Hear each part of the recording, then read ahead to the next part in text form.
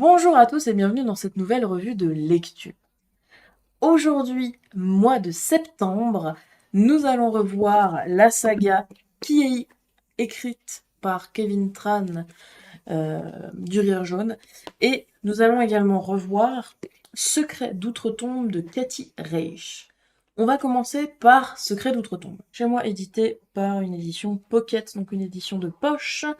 C'est un genre d'enquête et de thriller, et ce tome est sorti en 2002. Potentiellement, vous avez déjà entendu parler de ces livres, pour une raison un petit peu simple, c'est que si vous aviez l'habitude de regarder quelques séries à la télé, cette saga de livres, donc les livres de Katie Reich, ont inspiré une série télévisée.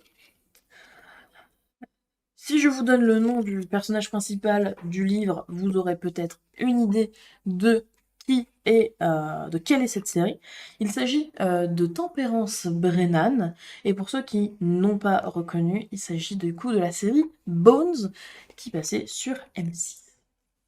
En ce qui me concerne, j'ai les tomes 5 et 6, si je ne dis pas de bêtises. Celui-ci, c'est le tome 5, c'est le seul que j'ai lu. Et du coup, je pense et j'espère que les tomes ne se suivent pas. Je vous lis à la 4e de couverture. 2001, Guatemala. Le petit village montagneux de Chunpania est le théâtre d'une étrange cérémonie. L'exhumation des squelettes de femmes et d'enfants massacrés par l'armée lors de la guerre civile qui ravagea le pays 20 ans auparavant. Appelé en renfort par une organisation humanitaire, l'anthropologue judiciaire Temperance Brennan supervise les fouilles. Une tâche d'autant plus macabre que cette découverte semble faire écho à celle beaucoup plus récente du cadavre putréfié d'une jeune fille gisant dans une fosse septique de la capitale guatémaltèque. Y a-t-il un lien entre ces deux affaires? Malgré les tentatives d'intimidation et la pression des autorités locales, Tempé se jette corps et âme dans une double enquête riche en surprises et en rebondissements sanglants. Mon propre résumé maintenant. Temperance Brennan travaille à l'identification de victimes d'attaques par les membres du gouvernement du Guatemala. Un membre de la police locale va lui demander de l'aide dans une affaire délicate, mettant dans la liste des potentielles victimes la fille de l'ambassadeur canadien. Entre ces deux enquêtes, on va suivre les réflexions de Brennan. Les deux enquêtes sont-elles liées? Donc moi, c'était vraiment le premier livre que je lisais sur la saga. Moi, à la base, je connaissais un peu la série. Et je suis obligée de faire des comparatifs avec la série, puisque de toute façon, bah, c'est censé être la même chose. Du coup, en fait, on suit Temperance Brennan, qui est dans le livre une femme normale, entre guillemets, mis à part son quotidien qui est un peu bizarre vis-à-vis de son travail. C'est une femme qui a des comportements normaux, qui a des façons de penser qui sont normales, il n'y a pas de souci là-dessus, ce qui est assez différent de la série Bones où on a vraiment une Temperance Brennan qui est très spéciale socialement parlant. Donc, cette femme-là ressent les difficultés de son métier, notamment en ce qui concerne le côté humain, parce qu'elle parle des douleurs dans son dos, elle parle des courbatures, elle parle de l'inconfort, elle parle du côté désagréable, sale, etc. On a vraiment une vraie vision du métier d'anthropologue.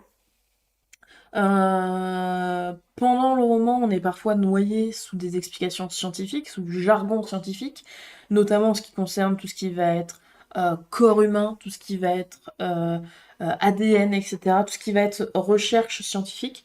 C'est un poil dommage parce que, à titre personnel, j'estime avoir un peu les bases vraiment pas poussées en termes de tout ce jargon scientifique-là, et j'ai eu du mal à suivre du coup. On s'est vraiment retrouvé à un moment donné à se dire mince, je comprends plus rien, plus 4 lignes, qu'est-ce qui va se passer? Et le paragraphe il continue encore sur 15 lignes. Et à la toute fin du paragraphe, t'as un mec qui lui répond bon, globalement il se passe ça, et en fait il résume tout et il simplifie au maximum au cas où on comprenne pas, et ça c'est chouette. Ces éléments-là sont cruciaux pour l'enquête. On a impérativement besoin de comprendre cette histoire d'ADN, parce que si on comprend pas cette histoire d'ADN, on comprend pas pourquoi c'est un tel et pas un tel qui a fait le coup. On va passer aux qualités et aux défauts. En termes de qualité, j'ai beaucoup apprécié le degré de détail que l'auteur a fourni, que ce soit des détails dans les descriptions, que ce soit dans ce que perçoit le protagoniste, que ça soit dans ce qu'il ressent. Il y a énormément de détails, il y a beaucoup d'informations et c'est précis. Et ça, c'est bien parce que on a tous ce petit moment où on se dit ah, machin, il a mis un pull bleu. Et vous êtes marqué par ce pull bleu. Et vous vous souvenez pas forcément de ce qui s'est passé ce jour-là, mais vous vous souvenez que machin, il avait un pull bleu. Il y a des fois où le cerveau, il s'accroche à des petits détails. Et là, en l'occurrence, il y a plein de petits détails qui permettent de s'accrocher et de se dire ah, mais oui, je m'en souviens. Et alors, déjà, rien que pour nous de se dire oui, je m'en souviens, et aussi pour se dire que le personnage, lui, s'en souvient. Et du coup, il y a le côté humain du personnage qui vient avec ça. C'est lui, il a aperçu plein de détails. Ensuite, en deuxième qualité, et pas des moindres, j'ai noté le fait que c'est scientifiquement correct. Je ne sais pas dans quelle mesure c'est scientifiquement correct. Je ne suis pas malheureusement scientifique, je ne suis pas malheureusement anthropologue judiciaire, mais toutefois il y a quelque chose de vraiment, vraiment cool là-dedans. C'est que Cathy Reich est elle-même anthropologue judiciaire. L'auteur est anthropologue judiciaire.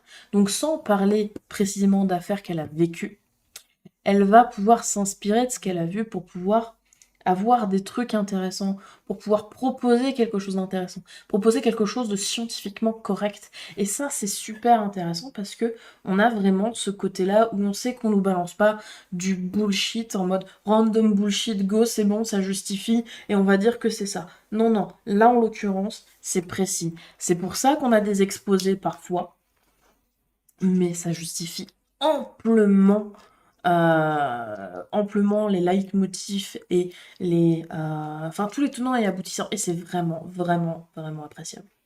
Maintenant, les défauts. Bah, justement, c'est un peu lié, mais il y a trop de jargon scientifique. C'est un mal pour un bien. J'estime que c'est quand même beaucoup plus intéressant d'avoir tout ce jargon scientifique-là, quitte à justement avoir quelqu'un à la fin qui dise bon, globalement, c'est Michel qui a fait le coup. Oui, ok, c'est bon.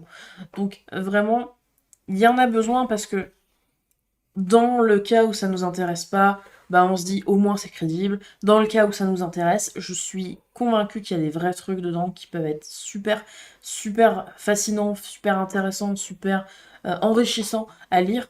Donc moi, je me suis noyée dans ces explications-là. Pour autant, j'ai trouvé que c'était quand même mieux qu'elles soient là, ces explications, avec tout ce jargon.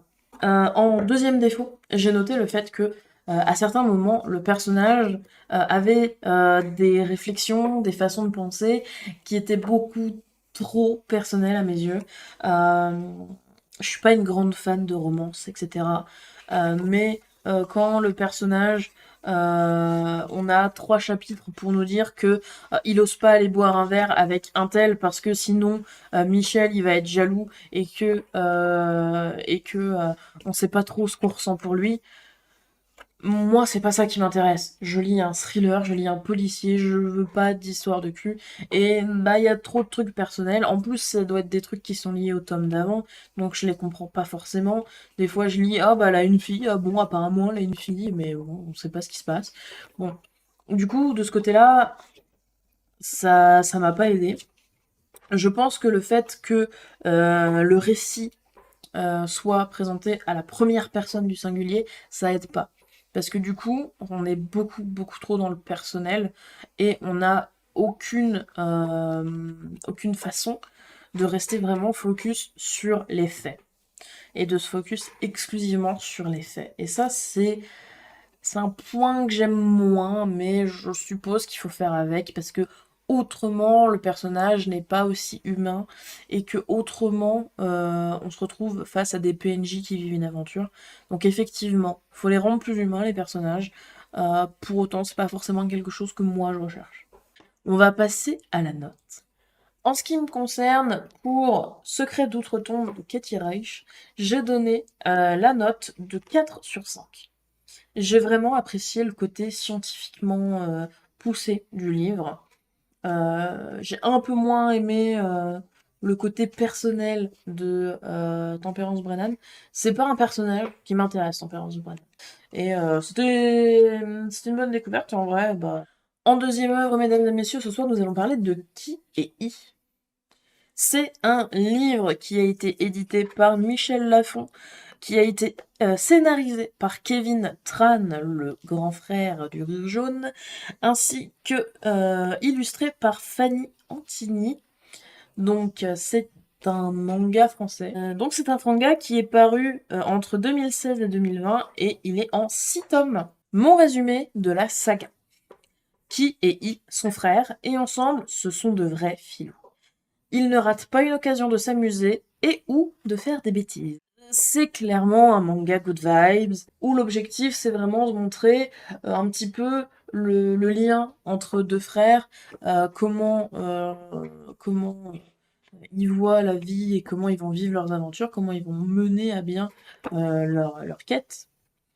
On a une saga qui est vraiment courte, c'est 6 tomes, c'est lu très très vite, c'est du manga. Et on a un fil rouge qui se crée à partir du deuxième tome. Donc du tome 2 au tome 6, on a un fil rouge qui se suit avec un scénario un petit peu what the fuck, mais qui finit par se créer sa propre cohérence. Ça c'est plutôt surprenant et c'est vraiment appréciable. Du coup, on a vraiment une œuvre qui est légère, qui se savoure. Je pense que n'importe qui peut l'apprécier à sa valeur. Il y a pas de complexitude à le lire, il y a pas de problème avec la sensibilité, il n'y a pas de problème de... Globalement, il y a tout qui peut suivre et c'est, à mon sens, un bon point déjà. Euh, on a beaucoup de références geeks, de références à la chaîne du Rire Jaune, à leurs vidéos, à certaines anecdotes qu'ils ont pu communiquer. Le quatrième mur, il est en permanence explosé dans une belle dose d'autodérision. Notamment, je pense à un des moments où les deux enfants, ils veulent se lancer sur YouTube et ils se retrouvent à regarder une vidéo du Rire Jaune sur YouTube et ils se rendent compte que c'est pas drôle et que c'est nul. Et voilà, c'est assez rigolo, il y a pas mal de dérision. Les jeux de mots, je les ai trouvés pépites. Moi, je suis une grande, grande cliente des jeux de mots. Je les ai adorés. Je sais que Kevin Tran est un... c'est un... En ce qui concerne les jeux de mots, c'est un génie. Très franchement, il fait des très, très bons jeux de mots. Et là, il les a masterisés. Ils sont bien amenés, ils sont bien faits et tout. C'est goldé. Les dessins sont très jolis. Alors, les dessins sont jolis, ils vont à l'essentiel, mais ils sont quand même vachement jolis. Ce qui est, ce qui est bien, parce que du coup, quand on n'a pas forcément l'habitude, c'est plus simple de suivre l'histoire. Parce que quand on n'a pas l'habitude des mangas, c'est pas évident de suivre. Donc on garde bien les codes du manga. Ça, c'est aussi assez sympathique, parce que c'était vraiment l'objectif de Kevin, c'était de faire un manga français. C'était son rêve à lui de sortir son manga. Euh, il l'a pas poussé à l'extrême en mode ouais, on va faire du pognon parce que ça fonctionne. Non, il a dit voilà, l'histoire est finie, je vais pas plus loin. Et ça, c'est bien parce que on n'a pas le côté vraiment du je suis youtubeur, je veux faire du pognon. On a vraiment le côté du je saisis l'opportunité de réaliser un rêve. Et ça, c'est bien. Donc on va passer aux qualités et aux défauts de l'œuvre. En termes de qualité, euh, une des grandes qualités que j'ai trouvées au livre, enfin à la saga, c'est son humour. J'ai beaucoup aimé l'humour, ça m'a fait beaucoup rire. Il y a beaucoup de jeux de mots qui étaient vraiment, vraiment sympathiques. Maintenant, le défaut. En vrai, j'ai noté qu'une qualité et un seul défaut parce que c'est pas quelque chose qui est assez profond pour être mené plus loin que ça. J'ai pas envie de cracher sur les dessins parce qu'ils sont simplistes, mais ils sont quand même jolis. C'est du chibi, c'est mignon et ça fonctionne très bien, donc il n'y a pas à cracher dessus. Il n'y a pas à les féliciter pour autant parce que ça reste pas du berserk. Donc je me suis vraiment basée sur le scénario. C'est qu'il n'y a pas de morale, il n'y a pas d'adversité. On est vraiment juste sur une œuvre où on s'amuse. On va d'un point A à un point B sans réelle difficulté. On a quelques difficultés qui sont liées au scénario, etc. Mais globalement, les personnages ne sont pas là à devoir surmonter des difficultés pour devenir plus forts et pour vaincre l'adversité. Ils sont là ils vont surmonter des difficultés pour atteindre leur objectif et c'est tout. Donc oui, on n'a pas quelque chose de très poussé en termes de morale, on n'a pas de un peu comme les shonen en mode: «Ah, il se fait défoncer, mais le pouvoir de l'amitié» ou de «Ah, mais il s'est vachement entraîné de» non, il y a pas tout ça, c'est «Ah, tu vas te faire défoncer, tiens, prends cet objet, ça ira mieux». Ça va pas au-delà de ça, mais ça reste drôle, c'est vraiment là juste pour l'amusement. En ce qui concerne la note, pour qui alors moi, j'aime pas trop le côté, où justement on va pas très, très loin dans l'histoire et cetera. Mais c'était agréable à lire, c'était un bon moment à passer.